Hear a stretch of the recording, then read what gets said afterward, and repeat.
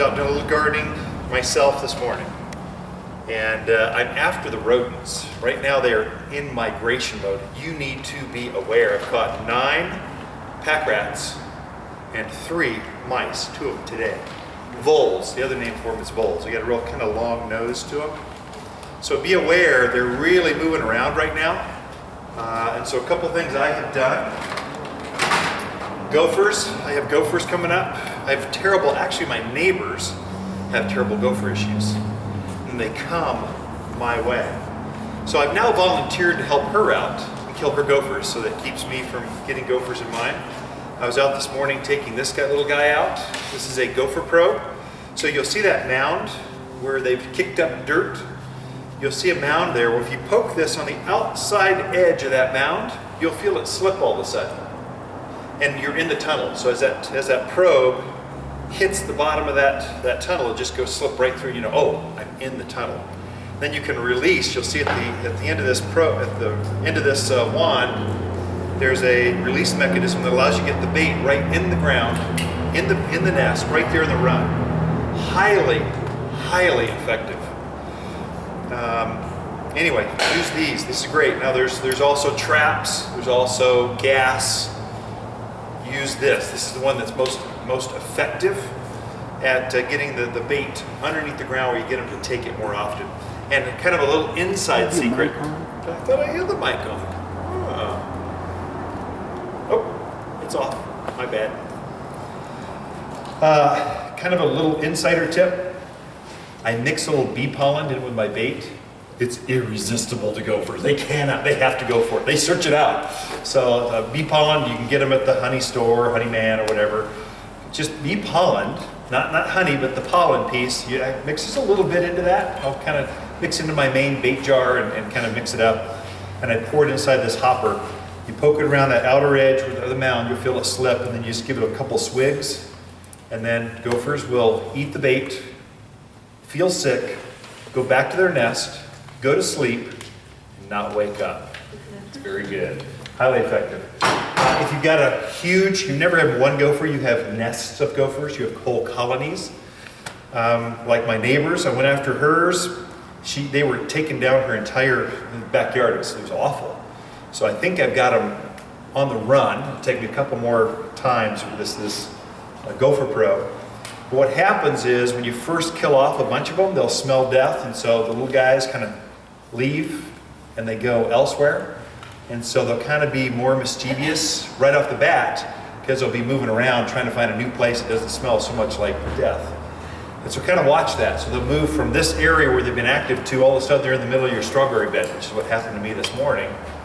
I went, oh, okay, I knew that was coming, so went after them. That's what I was doing this morning. That, and this is how you set up. This is my rat trap. This is a technical class. That's why I brought my stuff from home. This actually had a mouse in it this morning. This has caught about 3 rats and 2 mice. I like this particular trap because you can set it. You see I've got peanut butter in there. Right now, they can't resist peanut butter. They love peanut butter. And so I went all out and I put a little cashew in the middle of peanut butter, just so kind of double down. I'm in the shock and awe. I love shock and awe kind of stuff. You military folks will understand that. I like this because you can bait it without getting your finger. And then you go through and set it. I've got so much peanut butter, there we go, that it wants to come after me. Anyway, they come into that and it zips them. Classic rat trap. It's just easier to set. Whereas the old wire ones, I've been nipped a few times by those where they're just so delicate they come after you. This one I can set it without having to worry about it. Anyway, I also put it onto a wire with a piece of rebar. I've used 2x6s to weight it down. If you get some of these great big male rats, they're not rats, they're like the size of cats. They're huge. They're bigger than you folks. I know you folks from the South are proud of your rats and how big they get. We grow them bigger here, I'm telling you. A pack rat is bigger than a regular sized rat. Anyway, he can drag this thing off, or they're kind of communal. They never track by themselves. They're always in packs of rats. So mama will have her babies, and so you'll catch one. And I used to use string and then she'll nibble that off and try to haul it off, or they're trying to help each other. I'm coming after mama next, or baby, or whatever, so I want the whole family gone. But they're getting into my built-in grill, they're getting in the hot tub, they're getting into your, right now we're starting to store our outdoor furniture. They love, I've got a table that folds up, it just comes out for parties and it gets stored up. They love that thing. And so I make sure you look after that. They'll be storing acorns. They're picking my figs right now and storing them up in the places. They're taking apricot pits, all kinds of stuff. They're like squirrels. These are the pack rats. They're like squirrels. They're storing up stuff for winter. And then they'll make a nest and they tear everything up. If left unchecked, don't do that. They will strip the wire in your house. They'll take your wiring in the RV in the back. They will actually strip all the wires off. So don't let them go unchecked, because they are very destructive. So that's kind of how I do it. I always weight it down with something, because I've got an old farm dog. My kids were raised in Skull Valley. And so I've got one dog left that was raised in the farm. She's pretty old, but she loves rodents. So she knows, check the trap. Oh, there's morsels in the trap. And so I weight it down so that coyotes will do that. Barn cats, I found this thing up in the barn before, even weighted down. It kind of helps. You notice I sprayed it red so I can spot it out in the yard easier. And it keeps it kind of at bay a little bit. These are just tricks. This is not in the book. You'll never see this on Google. This is just kind of Ken, I'm your friend. These are some mistakes I've made over the years. This is kind of how I go after it. I am putting these, when I store my furniture, the pads, those pads are really expensive. Sometimes you can't even buy pads for your furniture. Irreplaceable, so I don't want mice and rats getting in there and nesting. I throw these Mouse Magic repellent things, little packets. I don't know if they've got them. You can't quite see them. They got them. There's several of these packets in here, but they put herbs. Kind of smells good. It makes the furniture smell kind of herbal. But I'll throw one of these inside that big tub, or however you store your furniture.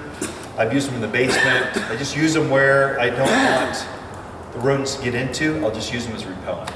Okay, that's kind of the precursor to the class. This is now we get into technical watering stuff. Why don't you just hammer that rebar in to keep it from moving? I could, but if it's a patio, so I've got mine on a patio. They're coming up underneath the deck. Sometimes, and I don't want to work that hard, so I don't want to lift it or hammer it. I just want to go out there. It's weighted enough, even a bigger rat can't get out of it. A squirrel might be able to, but then we got bigger traps for bigger critters. This is just the rodents that are roaming around right now. They'll get into the garage, in the sheds. They're going to be in there. They're going to be coming. They're looking for places to stay warm for winter. That's what they're after. Anything else on that subject? Okay, kind of way more technical than you'd ever hear, but I thought I would share. It's on top of mind. It's what I'm dealing with right now. Here at the nursery, I've got gophers at the back of the nursery. I've got the old pieces of the old railroad track is here on the property, and so they're up on that railroad track, and so they're just mounting up, causing issues. And I've got this pristine garden center retail space, 2 acres worth of beauty, and I don't want rats coming up and then causing tripping hazards. I don't want gophers taking over. I don't want mice in the office. I want to keep them in check. And so I go after them. And this is the time of year they're moving around. Irrigation. Let's cover that. This is highly technical. So I've given you basically 2 handouts. Let's see. Do we have one of those Can you get me one of those handouts in the back? I need a card and an actual copy of the clock. Now, I went across the street. Actually took my phone, took a picture of my clock. It's one of the most basic clocks. Over half of you have this exact clock that you probably at your house. We're going to go over how to set it, when to have it run, how long to have it run, all the details on your irrigation. Here, thank you, Ken. In Arizona, the higher elevations, the reason we live here, it's mild. This is what we want to look at. It's mild, and I only printed out a few, so kind of share. We'll go over more board stuff. We'll go over this in detail. So if you look at this, this is pretty standard. Irritrol, Rainbird, a lot of these guys, they make the same clock. It's probably the same factory in China, puts the same chip in, that makes the same dial, and then they just rebrand it. So this is pretty common, or at least it has all the elements that you're going to look at in your own, at your own clock, okay? At your own home clock. This is a commercial grade. It's got 12 valves. So I only used 3 of the valves, so I've got extra capacity. It's way overkill for what I had, but it's an old used clock. I used it across the street, and we'll walk across there and show you what's going on when we're all done.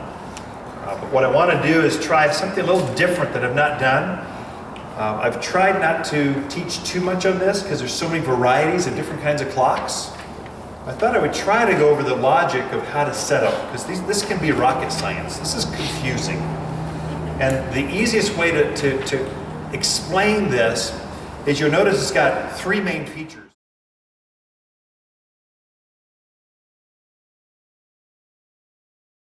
It's got A, B, C. They call that, what do they call that? Not the valves. You got the actual valves, 1, 2, 3, 4, 5, 6. Actually, this has 6 valves. Okay, 6 of them. It's got Monday, Tuesday, Wednesday, Thursday, Friday, Saturday, and then it's got skip days, and it's got start times. Basically, that's your time, which valve, and when do you want it to come on. That's pretty much, every clock is the same way. Why they don't make these easier so the common guy can just figure this out, I don't know. Even I have to second guess myself sometimes. But I've come up with a couple things in my head. I always try to simplify things. And I always start with the A, B, and the C. Well, I guess the obvious thing is set the time. Okay, that goes, just set the time. You got that piece. Then we're going over A, B, and C. What I all my valves is I try to think through. I've got little things that only have, let's say flowers. They pretty much have 12 inches or minus of root growth. So they're just shallow rooted things, okay? Then I've got my medium size, which would probably be about 18 inch. That'd be shrubs. These are probably flowers. You can read my hieroglyphics. I wrote like a doctor. Sorry for you doctors. I don't want to offend you, but I don't write so good. And then you got 24 inch. This would be trees. Okay? Plants do not go deeper than that. They go down about 24 inches. They hook a left or a right, and they start running across the surface of the ground. The taproot is a myth. It does not happen, here in Arizona at least. You got to think like a plant. Why would they go down that far? There's no water for them. There's no minerals. There's no food. There's just more caliche, granite, clay. There's just stuff. In fact, many of the natives, even big trees, they only go down about 12 to 18 inches. And then they start running, and those roots will just run for hundreds of feet in every direction. So you'll find this old cottonwood here, he's lifting. Actually, it's a she. She throws off all the cotton in May. She just makes a mess. She wants to reseed the planet. She's got roots that lift the pavers 100 feet away. She's lifting up pavers around. So we got to go through and maintain those twice a year, basically, to keep her in check. And her tap roots basically are going sideways. That's what's happening. And it's the same way in your yard. Don't try to think deep, go wide.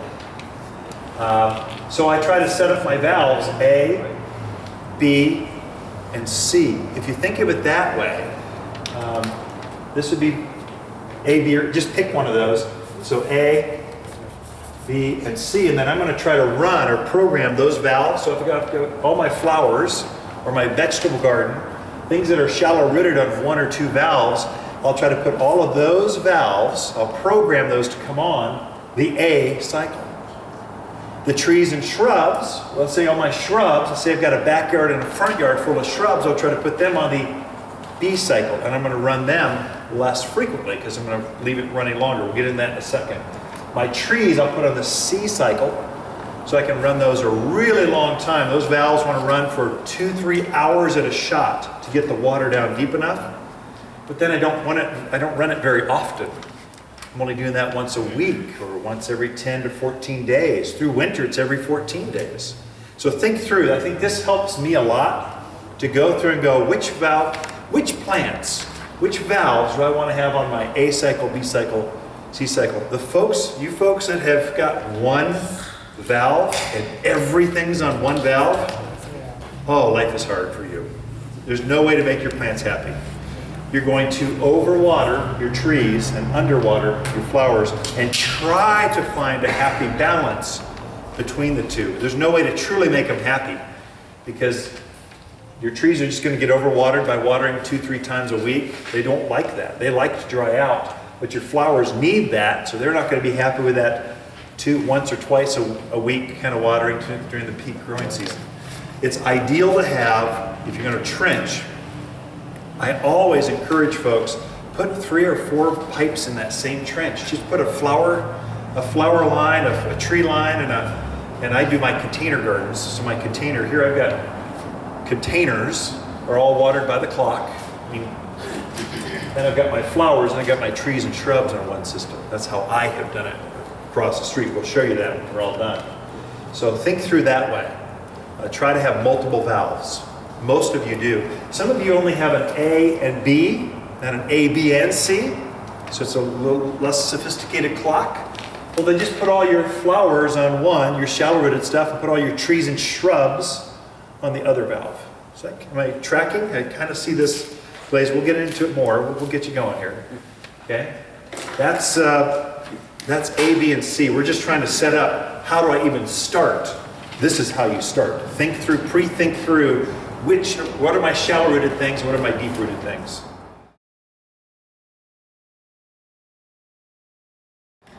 Now we want to set up our clock. So here we've got 1, 2, 3, 4, 5, 6. You're going for that next. Okay? So usually these are going to be different valves in the ground. If you lift that box up, that lid in the ground, you'll see multiple different valves. Sometimes there could be 1, sometimes there could be 6 or 7, sometimes there's a couple boxes. You've got a really big yard, you're watering 2 acres, you can't do all that with one valve. You're going to need to break that up. So the average is 500 feet of 1/2-inch tubing can be on one valve. Okay, you can go up to 500 feet. That's general rule. If you got quite a grade, it'll be less than that because you've got to push water. Water's really heavy. You got to push water up or down. So it's hard to keep that pressure regulated within the whole structure of the system. So, but on average, it's pretty level. The book says 500 feet. Okay, you can have up to 100 emitters.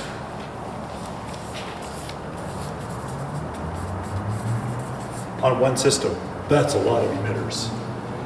So the general, I'm just quoting the book at this point, 500 feet or 100 emitters. That's a lot of plants. Okay? So then you've got to break it up, and so the next 500 feet will be on the next valve. And so whoever set that system up for you is trying to balance out the system. They're putting enough valves in to have all of your plants watered correctly. Okay? So probably what you've got are trees on one, flowers on another, a vegetable garden over here, maybe a raised bed over here. So hopefully they've separated those valves out so you can separate those and go, which system, which A, B, or C system do I want? Just think, how deep are the roots? Because the shallower the roots are, the more frequently you're going to have to water those. If it's a real deep root structure like trees, your bigger shrubs like lilacs, roses, very deep rooted. Those things you can water once a week. It's 95 degrees out, 10% humidity, prevailing southwest wind in June, and those plants just like once a week watering. You don't have to we typically overwater plants here because we don't think this through enough. So, okay. You still tracking with me okay? Then we go to how often should I water those things? So now I'm going to set up, I'm going to flip the switch up to A, B, or C. I'm going to program each one individually. So I'm going to go A, my flowers, I probably want to water at least once a week right now, maybe even twice a week. I've got mine set up for every 5 days. I think a problem we put into these is we put day, we can program what day it is, so it's Saturday. And then when do I want it to run? Saturday through Monday. When do I want it to run? I skip all that. And I go to the skip function. Most clocks will have skip days, much easier program skip days. So I'll go through and go flowers. I want to water it every 3 days. So water, skip 3 days, water again. So I'm just tracking that way. My trees and shrubs, I want to water every 7 days. I'll go water, skip 7 days, water again. I find for myself, I use the skip function much more than I program the days, especially as I go into winter. Because winter, you're going to water things through winter. You need to keep them healthy, especially the evergreens. Broadleaf evergreens like red tip botania, your cotoneasters, if you don't water those, if you turn that system off in November and you don't water things again until next April, you'll have what we call winter burn. The plant got dry, the cold front came through, there wasn't enough hydration within the structure of the plant. The plant sacrificed the outer limbs to keep the core of the plant alive. So we call that winter burn. There's only one thing that will do that, is the plant was dry when the cold front came through. That's what happens. We're so mild here that plants use water year-round. We're not in Wisconsin anymore. It doesn't. You don't have an 8-foot frost line. In fact, last year we didn't have a frost line at all. So plants, we get warm during the day, cold at night. So there can be up to a 50 degree swing from day to evening temperatures. Plants are going to use water during the day, especially your spruce, your pine, your cypress, cedars, your red tip botania, anything that has green on it through the winter is going to be using water. If you don't hydrate those things, they will burn off, or they can burn off if we don't have enough moisture through winter. And here, water is a dicey thing. You never know if you can have a storm or not. They're saying it's going to be a wet winter. One thing I've noticed, realized over the years, never believe the weatherman. He's always wrong, always. So they've said, I've heard this so many times, it's going to be a wet one. Oh my God, and nothing comes up. Or they go, it's going to be a dry one, we get 3 foot of snow that winter. Good night. I don't want that job. You can always be wrong, just totally wing it, and you get paid for that. That's great. Don't believe him. We'll show you how often to water here before we're all done. So I'll program A, and I'll say, A, flowers. I want to skip my flowers. I want to skip every 3 or 4, I'm at 5 days right now. It's cooled down enough, but I'm still watering. I want to keep my pansies. My dianthus look really good. A lot of things look really good. My alyssums, lobularias look fabulous. They're glorious. My potato vine did take it. They took a hit 2 nights ago. It got cold. Potato vines, that real long runners, can come in lime green or purple. They didn't die. They just really got beat up. So the wind and the frost and the cold, those things don't like the cold. So they look all beat up. I'm going to be ripping those out this weekend and putting pansies. Something that's pretty out there. So those things will need to be watered. So I'm going to water those every 5 days right now because it's so cool. If we get back up in the 80s, I don't think that's going to happen. We could hit the 70s again pretty easy. Definitely we're in the 60s. I think today at 68, mid 60s is pretty normal for us. There, I think every 4 or 5 days is good for most of your plants that are in the ground. So I'll set up flowers, then I'll go trees and shrubs. I kind of combine in my head, trees and shrubs can be put on the same system and easily balanced out and make everyone happy. I generally will try to have natives on their own system. I do have a lot of natives. My entire backyard is all native landscape. They don't need much water. I just like to keep them looking handsome, looking good, shining off, showing off. And so I do water them sporadically. The front yard is a gardener's paradise. It's high touch.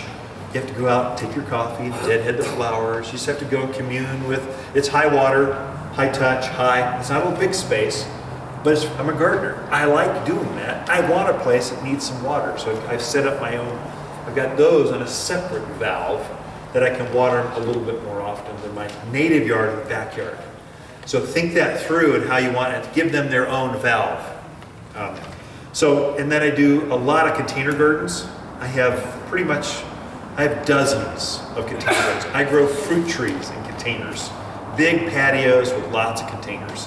As you enter our house, It greets you with lots of high-colored pots and lots of colored, and they're all, this computer runs all of that. So I've set it up on its own valve. So there I'm watering those every 2 days right now. I'll probably back that off pretty quickly to every 3 days. And as soon as we get our first hard freeze, I'll back it off to maybe once a week. So we'll go over exactly how to do that in just a minute. Well, that'll be the business card that I gave you, okay? So, for me, I put all my containers on A, and I water it every 2 days. So just as programmed. Cycle every 2 days, water those things. B, those are all my flower things. So those I'm watering every 5 days right now. They're in the ground, but they're shallower rooted. I just programmed those. B skips every 5 days. My trees and shrubs are on C, all the real deep rooted things. Those are now at every 10 days. I just programmed it out every 10 days. Okay, that's me, that's my gardens. I have a lot of established things. If you just put a lot of new landscape in, it might be a little more frequently until it gets its roots out into the surrounding soil. It becomes harder, okay? I think we just programmed the clock. Does it make sense? Got it? So kind of play with it.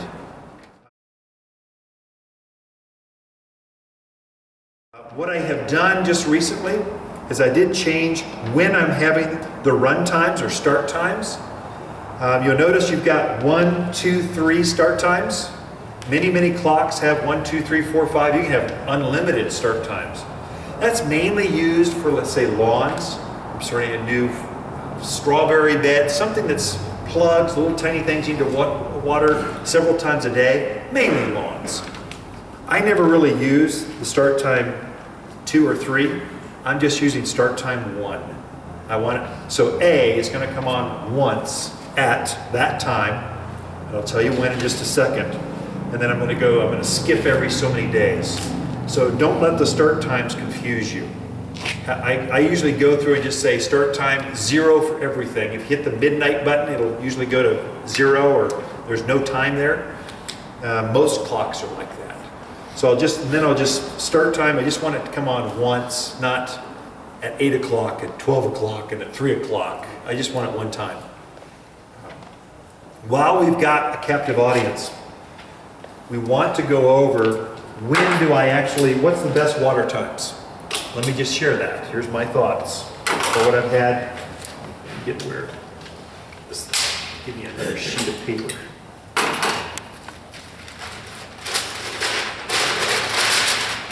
We've got one sheet left. We only have one opportunity here. Okay, so the best start times during the growing season. Growing season is April through October.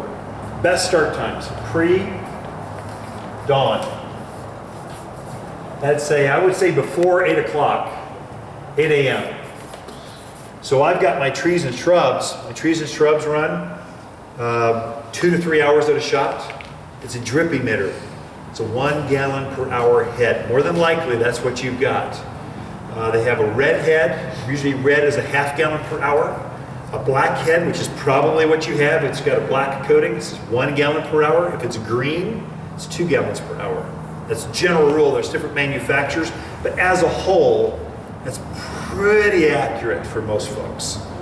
Sometimes a black could be blue. There's another manufacturer that says 1 gallon per hour is a blue head or a black head. They're kind of both 1 gallon per hour. This thing runs for an hour. You've got 1 gallon of water on it. That's not very much for a tree or a shrub. Say it's a big apple tree or a big sycamore or a big maple. Those things probably need 15, 20 gallons when they're being watered. So that's when we'll kind of tee off and put on 2 or 3 emitter heads. When you just quickly do the calculation, I think this big tree is going to need 10 gallons of water. Let's see, I want to water 3 hours. That means I'm going to need 3 heads on there to run it, and just quickly backtrack how many emitter heads. Most of the time we don't have enough emitter heads, especially if you've got an older house where the landscape's been in for a while. The landscaper put that irrigation in when they were small. They've now grown, but yet this huge plant is still depending on that 1 emitter head and the same clock start time that you've had for years. Sometimes you need to do a little maintenance and nip that off, put a T in, and just put 2 or 3 emitter heads on there. Again, you can have up to 100 emitter heads on one valve. That's a lot. I doubt if you could max out your system. The only way I've bumped up against that is when I was on a real heavy grade and the uphill side, I couldn't quite get enough pressure to get up there. So then you'll know when you max out your system, because when you put an emitter head on, no water will come out at the end of the line or at the top of the hill. That's how you know that you're no more capacity. So, and I just so rarely see that we've maxed out the system. Okay, pre-dawn. This is April through October. Look at the back of your business card. Okay, my business card, not yours. Pull that card out, and that card I've designed. If you're a horticulturalist here, if you know anything about plants, we make you a business card. Because the number one question we get here at the nursery, number one, bar none, I mean multiple times a day, how often should I water? There you go. Here's the back of the card. Made to be taped inside your irrigation box. Not with my pretty face smiling at you, but the back side, the technical side. You notice I broke that down into two sides. The growing season, April through October, and then the non-winter basically is November through March. You have to water 12 months out of the year, or you should. So we're just about to flip from the growing season down to winter season, okay? I'll kind of look at it hard freeze. Sometime last year it was mid-November. I kind of changed it out and kind of make a judgment call. But I'll go make that switch and all of a sudden I'll go down to trees and shrubs. Instead of once a week, I'll go to twice a month. So every 14 days. Instead of every 7 days, I'll go to every 14 days. And if I see a heavy rain or heavy snow, I get a lot of moisture, I'll back one of those off. So I might turn it off or program it back. So I kind of work with the storm systems, storm tracks that are coming through. Some months will be wet, some months won't. But I think you have to water at least one time a month your plants. Because you'll think you get this heavy snow, it's like, I don't know, 4 inches, 3 inches, it socks us in. Oh no, it's, you folks from the East Coast, you're thinking, oh, these people don't even know how to drive. I mean, 2-3 inches of snow could shut down the town for 2 days. So while we're trying to scrape it off, that much snow has hardly any moisture. It doesn't go in the ground at all. So you need to have it. Here's a general rule. 1 inch of rain will soak into the ground 6 inches of soil. That's the book. Now if it's loamy, maybe it's a little bit more, or sandy. If it's clay, maybe a little less. But as a general rule, 1 inch of rain will soak 6 inches of soil.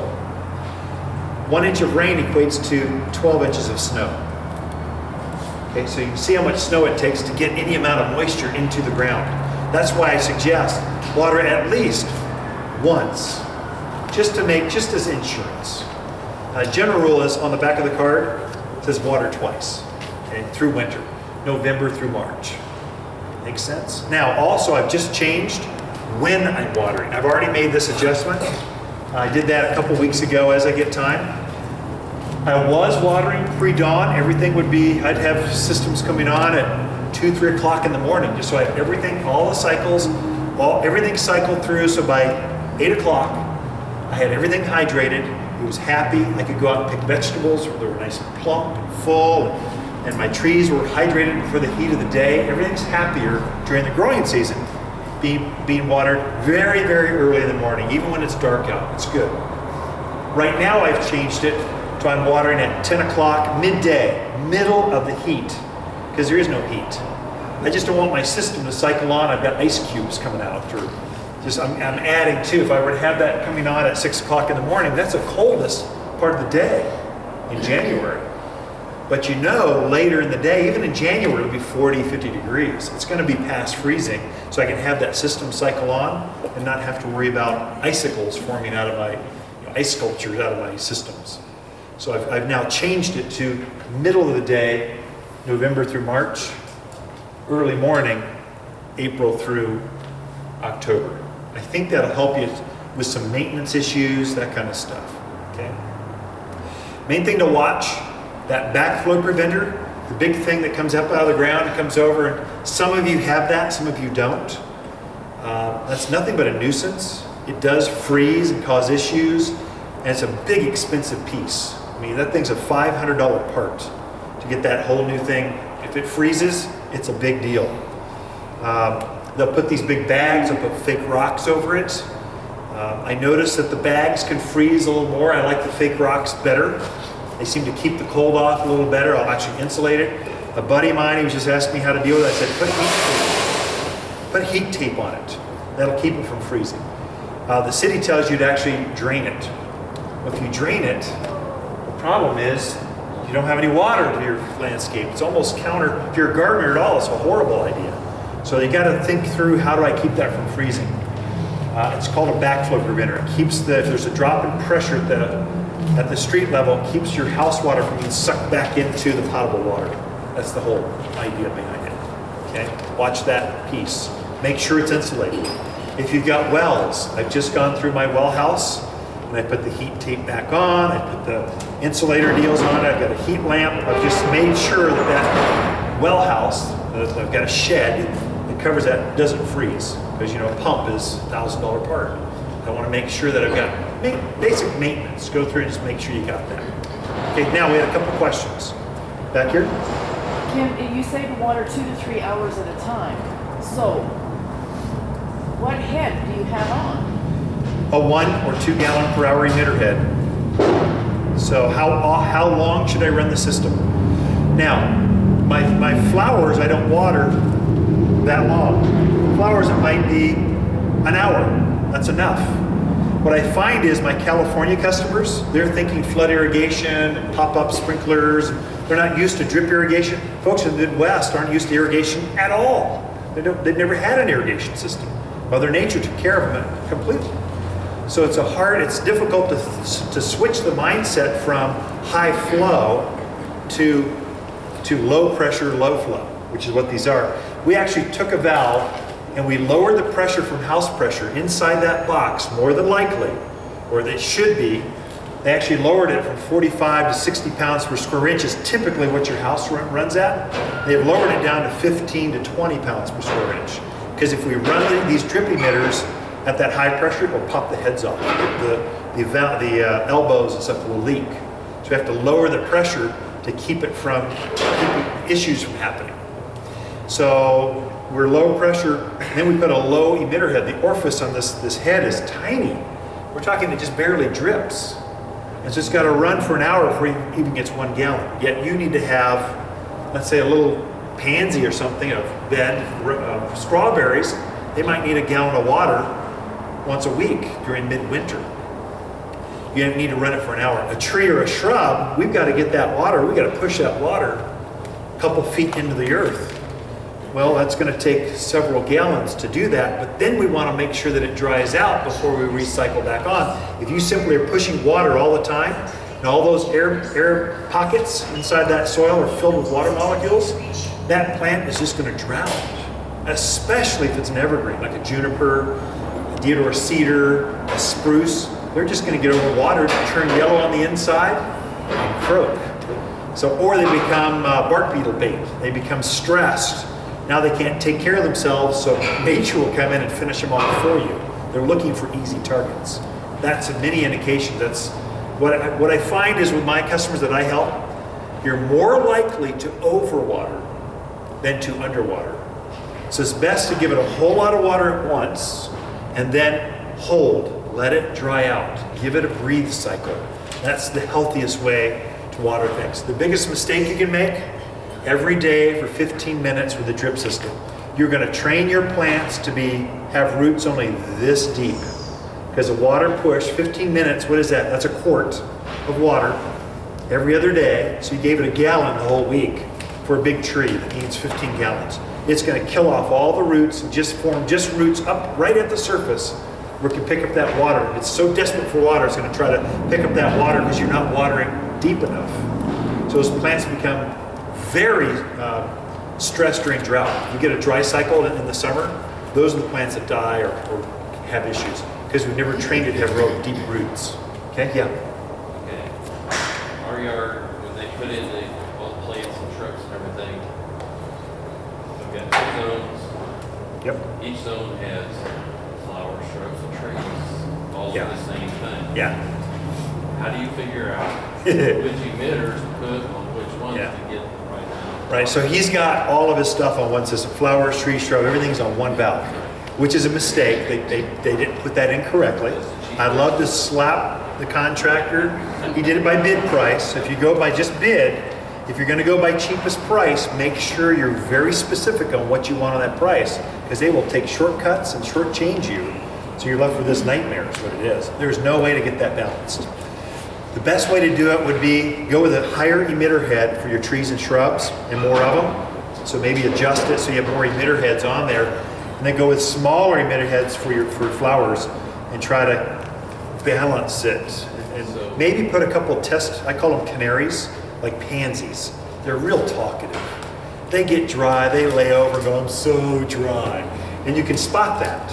And so I'll actually put that in my vegetable garden sometimes, especially purples, because they're pollinators. And then it helps me track when does the garden need to be watered.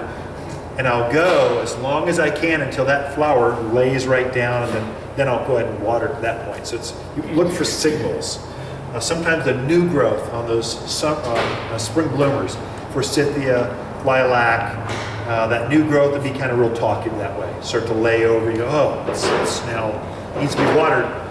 Cycle that thing back on again. So is there a way to know how many gallons a tree requires versus a shrub? There is. I tell you what, I will email that to the group. If I got your email, I'll get that out. His question was, how much water does a tree, a shrub? I can get you close. And what you'll find is your backyard's different from your front yard because the soil bands, the soil changes in your yard.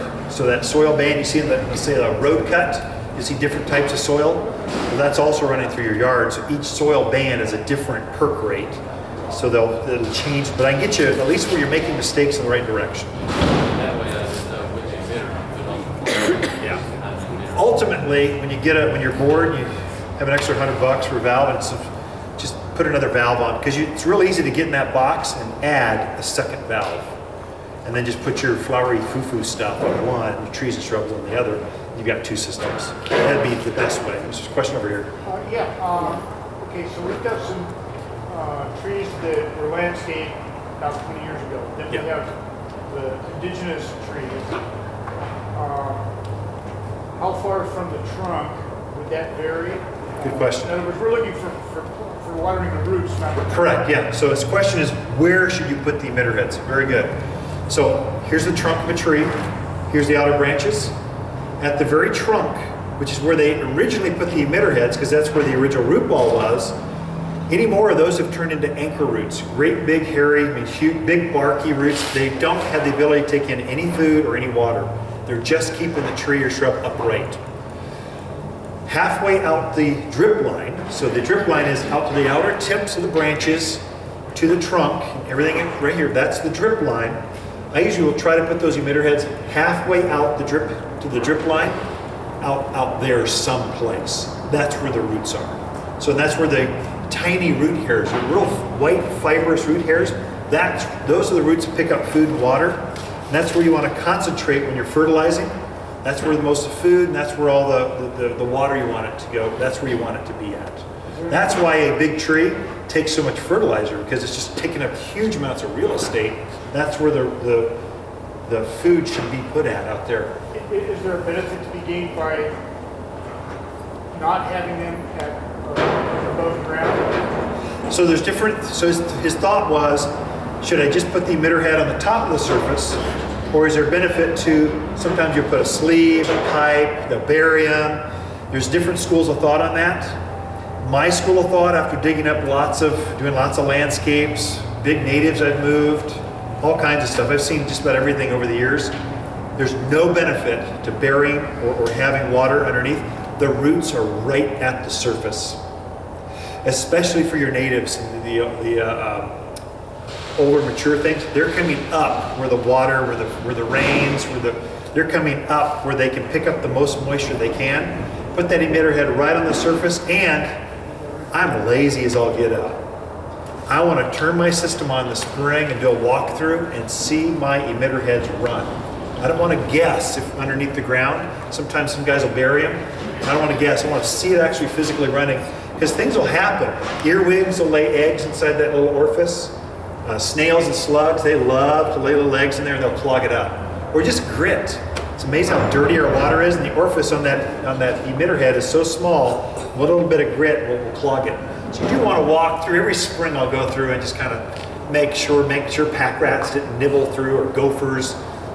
Things cause chaos, or javelinas lifting up the emitter heads after the moisture. Just want to maintain it, so I'll do some maintenance on it in the spring. There's something over here. What was related to that? Would you put it under mulch? I would not. I like to see my emitter head, so that's just. Now I do love shredded bark. I love the look. I like the health benefits. The insect, it repels insects. There's a lot of benefits to having a top dressing. I'm also lazy, so if my emitter head's sitting there and I'm just spreading mulch real quick, I want to take 15 minutes and do this bed like that. I don't take the time to make sure my emitter head is showing. So I'm after quick, down and dirty. So there, if I can't see the head anymore, let's say it's an older, mature landscape, see underneath my junipers, I've got some underplantings. I can't find those emitter heads anymore. I can't see them because it's overgrowth. The junipers just throw stuff on all the time. There I will run my system for 2 cycles. I'll run it once, let it wet the soil, then I'll run it a second time. And usually that second cycle run, you'll be able to see a wet spot. And that's how I spot where to go. If you want to add to, let's say you want to add another maple out there, that's how I find where the emitters are, where that main run is. Because you got to go back and put another spaghetti tube out there. I'll just run it twice, go, gotcha, that's where an emitter is. I'll just backtrack from there. I can tap in at that point and add another emitter head. It's a good test, yeah. My question related to javelina comment. Since we live in a place that we can't have fences and we have javelina. Yes. If I'm watering at 1 a.m., am I drawing them to my yard? Well, what? If I water at 1 a.m., say, am I drawing them to my yard? Oh, no, I don't think javelina, wild pigs, are going to be attracted to your drip system running. I haven't found they're going to find it no matter what. There's water sitting there, they'll just come after the moisture. I haven't found, I don't know, there's no science to, I don't have a gut feel on that, whether it'll draw. Your mind, but they chew through papers, that's what I'm asking. Yeah, they can, Does that yeah. help them find it, or it doesn't matter? It doesn't help them find it, they're going to find it anyway. They got a nose, it can smell grubs, water, they'll smell it and they'll go after it that way. And I think they get bored sometimes. They just like to chew it up just to watch you work later in the day. I don't know. So yeah. You're watering once or twice during the winter. Do you set your timer through skip days for every 14 days, or do you do it manually? I do it, well, if it gets really cold, if we go sub-zero, now I'm a professional. Hi, my name's Ken, I'm a professional. Yeah, anyone can say that. I actually put my system in myself. I like the irrigation piece. It's kind of a jigsaw puzzle, how to make it all go. And so there I put all my valves underneath the ground where I know they just don't freeze. I'm not going to have issues. And so I keep mine on all the time. If I go sub-zero, which happens freakishly, maybe every 10, 12 years we'll see a sub-zero winter where we actually get a frost line that's pretty substantial. There, I will actually turn it off and get through that system. It's usually it's a fast-moving system, a couple weeks and it's gone, and I'll turn it back on later. If I see a lot of ice forming, or just you folks up in Hazley, the north slope of the ranch, some of those areas where it's just colder, there I might turn it off. I'm on the north slope of Eagle Ridge, so it's colder. It takes longer for things to melt off. I'll kind of make a judgment call and go, well, I'll skip more days or turn it off for a while, turn it back on. You can kind of work with this. If you know how to program a clock easily, you can go out and just make adjustments because it's not intimidating. That's what I wanted for this class today, just help you get a little more comfortable touching that clock and making an adjustment. Right now, the main thing is get it from early morning to midday water cycles and think through how many days do I want to skip before it comes on again. Maybe you're on every other day right now for flowers. Maybe I want to go, instead of every Tuesday, Wednesday, Thursday, maybe it's just every Monday and Thursday. Just get 2 times a week instead of 3 or 4 times. So just think through your clock and how you're comfortable watering, and then make the adjustments. Just play with it. It's hard to make a mistake, okay? Yeah. Some of my lines are shrubs and flowers. Yes. If I tee off on the shrubs, nothing will go on above, put more emitters on the shrubs. Yes, shrubs will need, so he's saying flowers and shrubs, do the bigger things need more emitter heads than the smaller things? Yes. Especially if they've matured for 2 seasons. They've been in the ground for a couple of years, they've now put their roots out, they're considered established.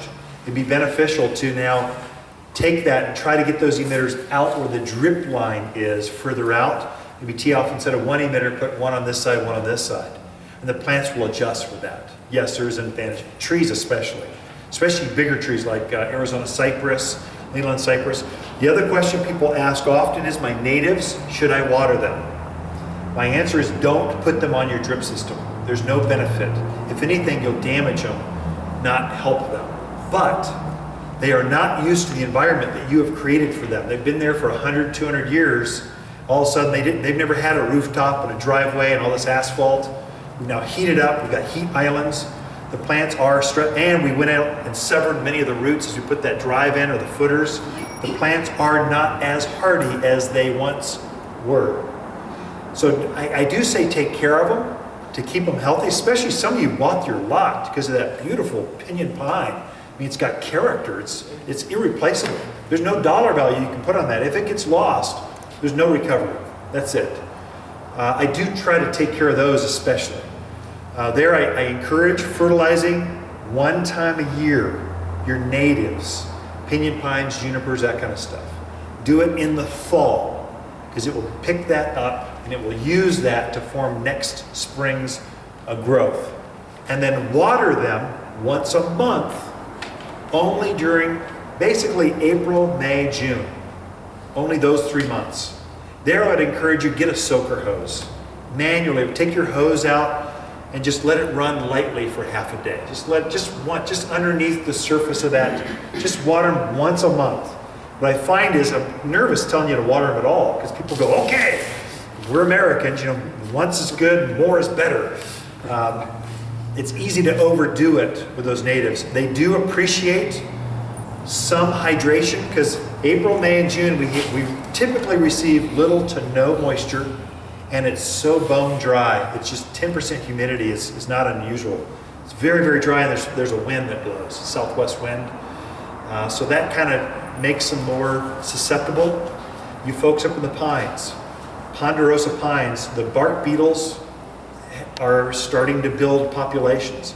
The healthy ones that you fertilize them and watered them just during that season, April, May, and June, those are the ones that seem to come through. They've got the hardiness, they've got the robustness, vitality to take on nature and not collapse. Those that are stressed, those are the ones that kill off.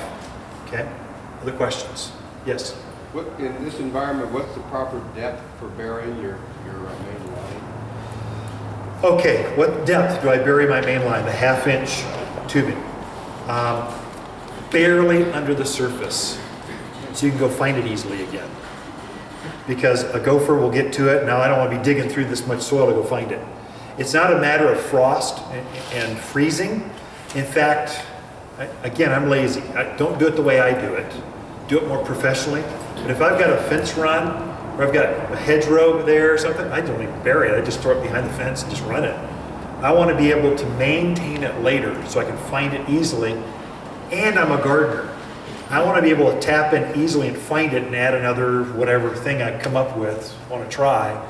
I want to be able to add it easily to that line. So I barely put it underneath. I take a hoe and I scratch it and then I try to I don't even like heavy soils on top of it.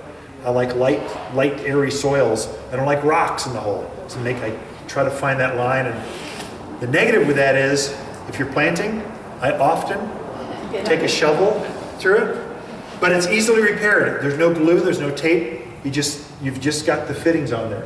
And we have curated for you the better parts. We've got some drip systems down there. I don't carry everything. I don't have the wall of every kind of fitting you could think of like True Value has.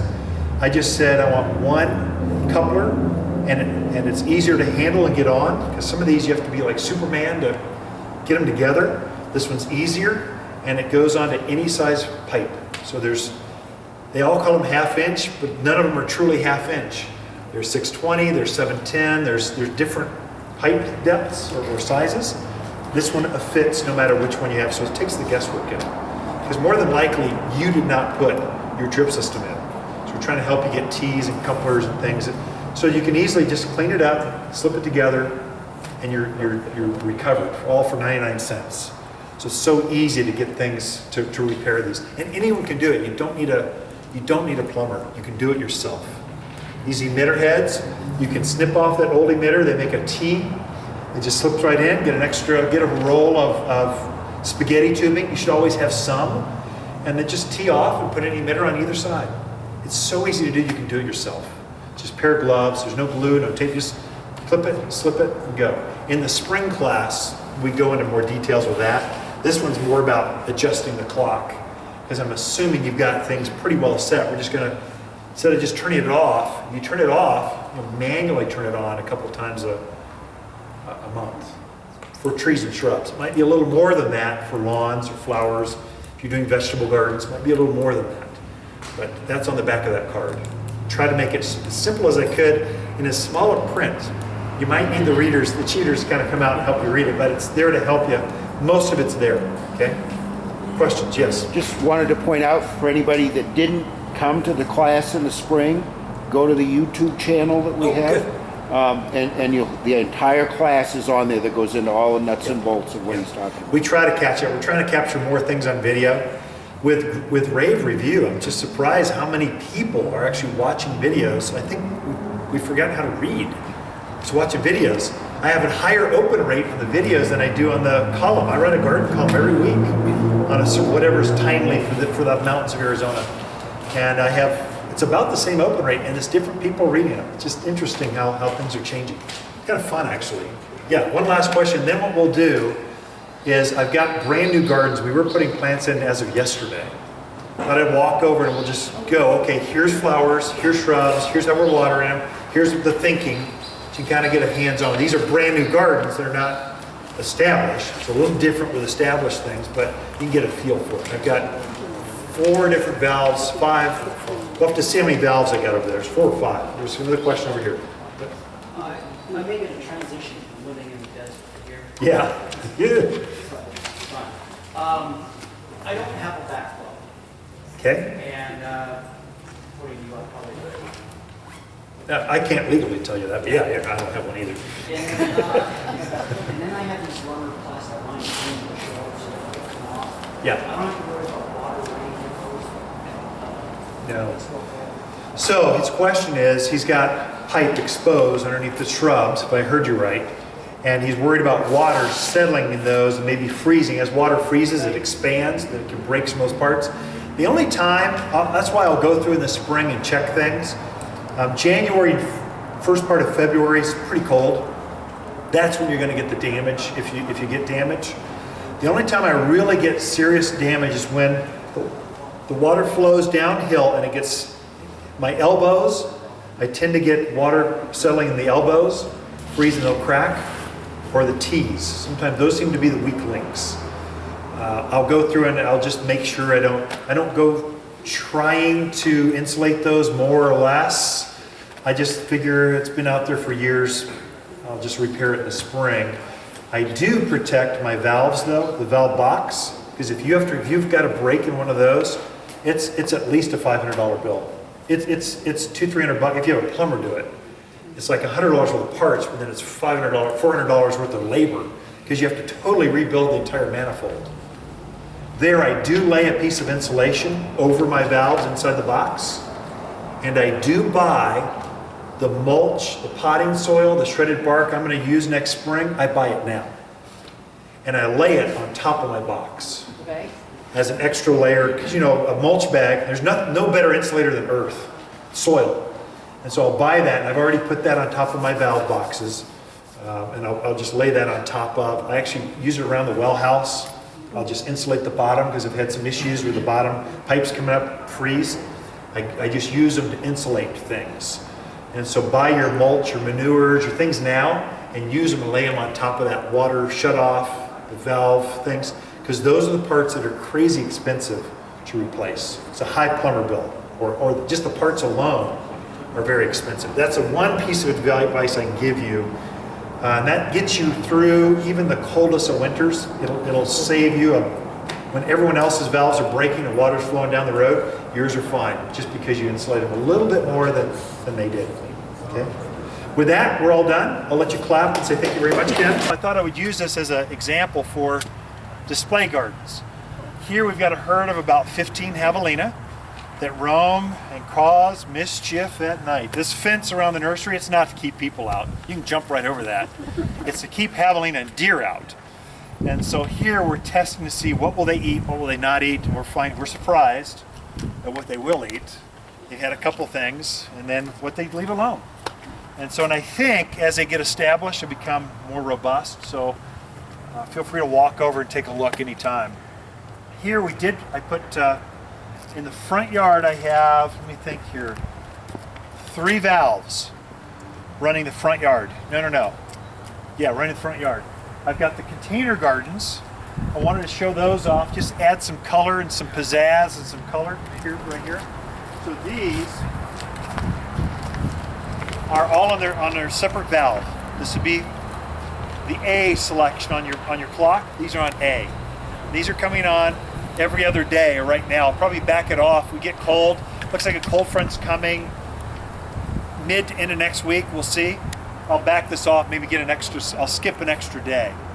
Then I have flowers. You see the lots of flowers here. So I've got dianthus, snapdragons, echinaceas, all flowers are in. I wanted some color because it's a display garden. We're a garden center. Gotta have high fashion, right? So we're a color place. So I wanted those, and those will cycle on more often. So right now we have that coming on every 5 days. So we'll skip that to maybe, I'll kind of make a judgment call because everything is so brand new. I mean, these literally went in yesterday. This whole garden, all this section went in yesterday. And so they aren't quite rooted yet. So I'll water them a little more often than, let's say, your card says, until they get established, then I'll start backing them off. These are also drought hardy plants. So I'll be able to back them off and go extreme distances or skip a lot of days once every 2 weeks, even during the growing season, as they become established. That's 2-3 years from now, but that's down the road. I can make those adjustments. Then I put all the trees and the shrubbery kind of things that are going to have root systems that are probably down 1.5 feet, 2 feet deep, substantial amounts of soil.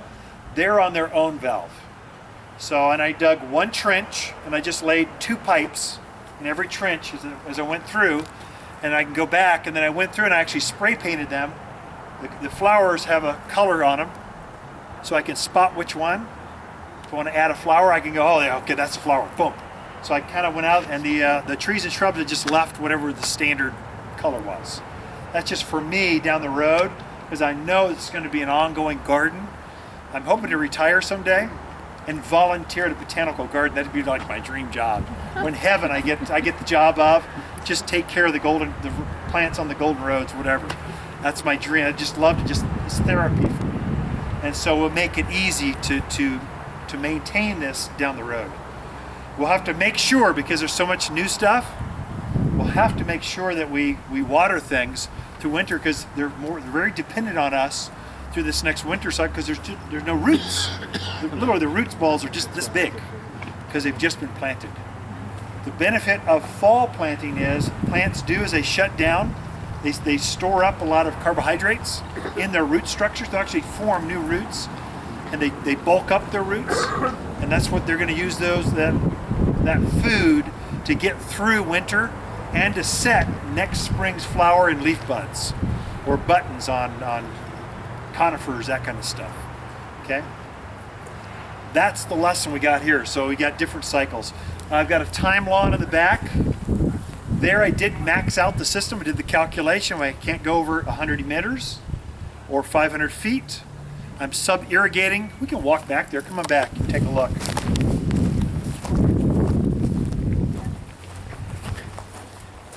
They've already started to grow. When we put these plugs in, they were just 6-packs. They were just little things. They've already almost doubled in size. but I didn't want to put rock back here. It would just look too sterile. I'm also a gardener, but I didn't want to mow, and I don't want high water, high maintenance. So I went with creeping thyme. Creeping thyme is very drought hardy, and I only mow it once a year basically. In the fall I might clean it up, but there's almost no maintenance to it. It's evergreen, it blooms, and it's got a lot going for it. So there I took a soaker hose and buried it underneath the ground, just barely underneath the ground. In fact, it might pop up every once in a while. I ran it, and then every time I saw a wet spot, I just said, plug a piece of thyme there. So you can actually see right now, because it's so new, you actually see how the pipe was actually laid out. By next spring, after it flushes its second set of growth, you won't be able to tell anything. It'll just be this solid mass of blue-green herb. Also, I know that javelina don't like herbs. They're not going to bother thyme. Deer they don't eat herbs, so they're not going to bother it. So I'm okay with the vermin that roam through basically. So anyway, that's what's going on here. Here it's so big, I don't know how many thousand square feet, at least 1,000. I put, that's got its own valve, and then this half has its own valve, so there are two separate systems. So I put these both on one of the A or B selections, because I'm having watering right now. It's every other day it's going to water because it's so new. So I wanted to put that on a separate system so it can run more often without overwatering my trees or the shrubs, that kind of stuff. Okay, questions? You okay? Is this really going to be a ground cover? Yeah. And you Very can walk on solid. it? You're going to walk on it? Yeah, Huh. dogs can come over. We got a Vincent Price, the black lab you see roaming around. He's our company mascot. He'll come over and pee on it or whatever. I mean, it doesn't spot too bad. And I've got this same thing at my house. I took the lawn out and I put this in, and it looks fabulous. Smells good. Actually, the dogs are rolling it, and they smell good. It's a good way to go. By next summer, this will fill out. These will probably turn into these by winter. They'll kind of shut down, and then they'll flush again, and then they'll just start seeding and coming up other places. Then it'll be a maintenance thing. I don't want them in the grapevines. I don't want them. I'll just spray them or weed them very low maintenance. I have if you're not familiar with thyme and using it as a lawn situation, I do have an electric mower. I pull out once a year. I didn't want a big gas thing because if you only run gas motors once a year, nothing but issues. So I just plug it in, mow it, mainly to clean it out, just to make sure it's even. That's the only reason I actually will mow it. So yeah. So the frequency that you have to water the thyme lawn, it's not going to be an issue with the trees? I don't know yet. We'll find out. These are so old. I don't know if it's going to be an issue. These are very old apples. They've not been cared for years. I didn't put them on a drip system. I think they'll get enough food and water just from the thyme that they'll be okay. I did plant a few new fruit trees. I did add those to the drip system. So I wanted to complete this orchard, old orchard, to pull out some old trees. And I do want it to be fruit kind of orchardy. It's an old garden. I'm trying to revamp them. There I did put them on a drip system, so they're watering, I think twice a week right now, or 5 days. I'll back it off to once a week to every 10 days or so as the weather cools. What type of thyme was that again? This is creeping thyme. You'll see them in the store. We got 6 packs of them. There's 6 plants. You can just plug them as you want. They look good in containers, raised beds.